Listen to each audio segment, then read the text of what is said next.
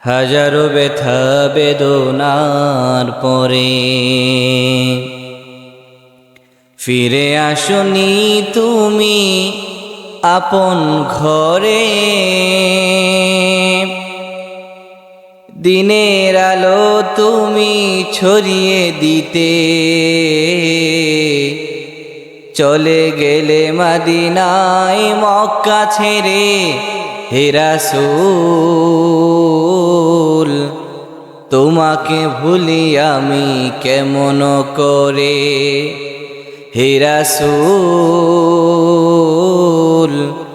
তোমাকে ভুলি আমি কেমন করে। বিশ্বনবী তায়েফের ময়দানে দ্বীনের দাওয়াত নিয়ে গেলেন। বিশ্বনবী যখন মক্কার জমিনে দ্বীনের দাওয়াত দিচ্ছিলেন, একটা মানুষ ইসলাম ধর্ম গ্রহণ করে। বিশ্বনবী তায়েফের ময়দানে গেলেন, দ্বীনের দাওয়াত দিলেন। সব মানুষগুলোকে বললেন, ও কাফিরের দলেরা, মূর্তির পূজা ছেড়ে দাও, এক আল্লাহর উপরে ইসলাম আনো, এক আল্লাহর উপরে ঈমান আনো। বিশ্বনবী আমি মুহাম্মদ সাল্লাল্লাহু আলাইহি সাল্লামকে নবী হিসেবে গ্রহণ করো, সফল হয়ে যাবা। তায়েফের মানুষগুলো বিশ্বনবী সাল্লাল্লাহু আলাইহি সাল্লামকে পাথর মেরে রক্তাক্ত করে দেয়। যেই নবীর গায়ে মশা বসা নিষেধ ছিল, যেই নবীর গায়ে মাছি বসা নিষেধ ছিল, সেই নবী যখন তায়েফবাসীর কাছে দ্বীনের দাওয়াত নিয়ে গেলেন, তায়েফের মানুষগুলো ইসলাম ধর্ম গ্রহণ করলেন না। ছোট ছোট বাচ্চাদেরকে বিশ্বনবীর উপরে লেলিয়ে দিলেন, পাগল বললেন, পাথর মেরে বিশ্বনবীর দেহ মুবারক থেকে রক্ত জর্জরিত করলেন। বিশ্বনবী বসে রইলেন। রাব্বুল আলামিন বললেন, নবী আমি আপনার হাবিব, আপনি আমার হাবিব, আপনাকে আমি ভালোবাসি, আপনার কষ্ট আমার সহ্য হয় না। রাব্বুল আলামিন বললেন, ওয়ালা সাউফা ইউতিকা রাব্বুকা ফাতারদা। হে নবী চিন্তিত হেন না, পেরেশান হেন না, আমি আল্লাহ তাআলা অচিনে আপনাকে এমন এমন জিনিস দান করব যেগুলো পেয়ে আপনি খুশি হয়ে যাবেন। সুবহানাল্লাহ পড়েন।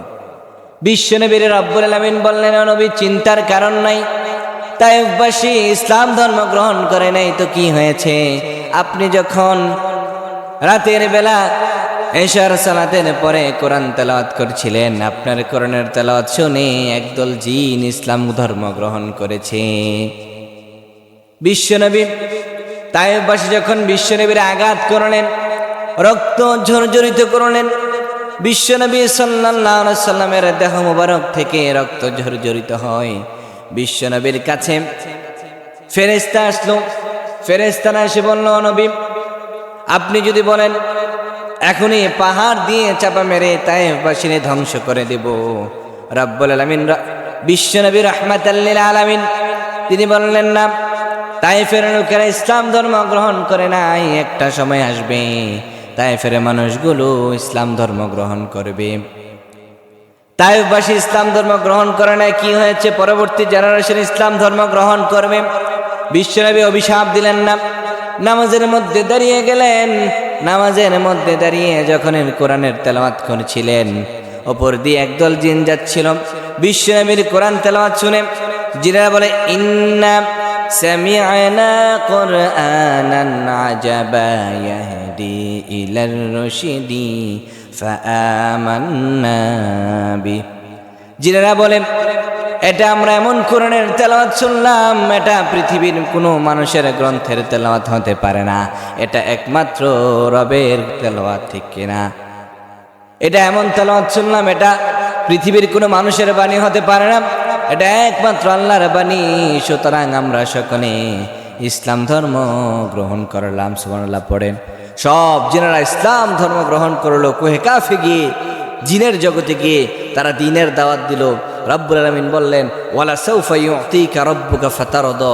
হে নবী অচিরেই আমি আল্লাহ তাআলা আপনাকে এমন এমন জিনিস দান করব যেগুলো পেয়ে আপনি খুশি হয়ে যাবেন।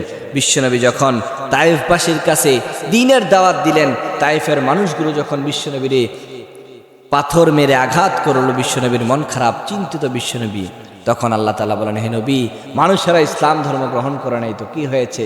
তাইফের লোকেরা ইসলাম ধর্ম গ্রহণ করে নাই তো কি হয়েছে? আপনার তেলাওয়াত শুনে একদল জিন ইসলাম ধর্ম গ্রহণ করেছে। বিশ্বনবী এটা শুনে খুশি হয়ে গেলেন। ফাতারদ, রব্বুল আলামিন বললেন, ওয়ালা সাউফা ইউতিকা রব্বুকা ফাতারদ, হে নবী, অচিরে আমি আল্লাহ তাআলা আপনাকে এমন এমন জিনিস দান করব যেগুলো পেয়ে আপনি খুশি হয়ে যাবেন। নবীজির মন খারাপ, আল্লাহ তাআলা জিন জাতিকে ইসলাম ধর্ম গ্রহণ করিয়ে বিশ্বনবী সাল্লাল্লাহু আলাইহি সাল্লামকে খুশি করে দেন। ফাতারদ, বিশ্বনবী খুশি হয়ে গেলেন। আবার যখন বিশ্বনবী মক্কার জমিনে দ্বীনের দাওয়াত নিয়ে গেলেন, সকলের কাছে দ্বীনের দাওয়াত নিয়ে গেলেন, একটা মানুষ ইসলাম ধর্ম গ্রহণ করে না। উতবা, শাইবা, আবু জাহেল, আবু লাহাব সবগুলো বিশ্বনবীর উপরে অত্যাচার শুরু করে দিল। মক্কার জমিনে থাকার মতো পরিবেশ নাই। বিশ্বনবী স্ট্র্যাটেজি চেঞ্জ করলেন।